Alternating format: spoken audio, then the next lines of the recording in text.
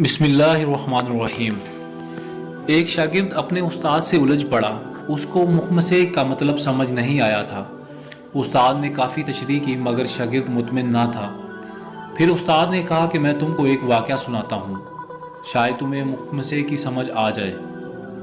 नाज़िमाबाद में एओ क्लिनिक के सामने वाली सड़क पर एक बाप और उसका बेटा मोटरसाइकिल पर जा रहे थे। उनके आगे एक ट्रक था जिसमें फौलादी चादरें लदी थीं।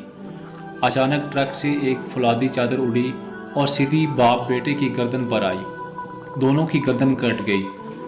लोग भागम भाग दौड़े, धड़ और कटे हुए सर लेकर डॉक्टर मोहम्मद अली शाह के पास पहुंचे। डॉक्टर शाह ने 7 घंटे के तवील ऑपरेशन के बाद कटे हुए दोनों सर धड़ों से जोड़ दिए। दोनों जिंदा बच गए। 2 माह तक दोनों बाप बेटा इंतहाई निगहदाश्त के वार्ड में रहे। घर वालों को भी मिलने की इजाज़त नहीं थी। 2 माह बाद वो घर आए तो एक हंगामा मच गया। बाप का सर बेटे की धड़ पर और बेटे का सर बाप के धड़ से लग गया था। शागिर्द मुंह खोले बहुत हैरत से सुन रहा था। गड़मस पैदा हो गया कि अब बेटे की बीवी शौहर के धड़ के साथ कमरे में रहे या शौहर के सर के साथ। अगर वो शौहर के सर के साथ रहती है तो धड़ तो ससुर का है। अब क्या होगा? इधर ये गड़मस के माँ अगर शौहर के सर साथ रहे तो धड़ बेटे का है।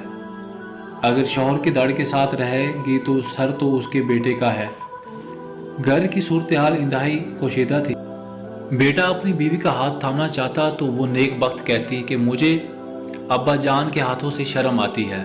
ससुर अगर अपनी बीवी के पास इसलिए नहीं रखते कि बेटे के धड़ और माँ यानी उनकी बीवी में अब्दी हुर्मत है। कहीं मोटरसाइकिल पर जाना हो तो एक परेशानी कि बहू शौहर के धड़ के साथ बैठे या ससुर के सर के साथ। अलगर्ज इनकी ज़िंदगी अजीरन हो गई। तमाम मामूलात ठप हो गए। ऐसे में किसी ने मशवरा दिया कि यूं क्या किया जाए कि दोनों अपनी अपनी मनकूहा को तलाक दे दें और अज सरे नो निकाह करें ताकि धड़ हलाल हो जाए।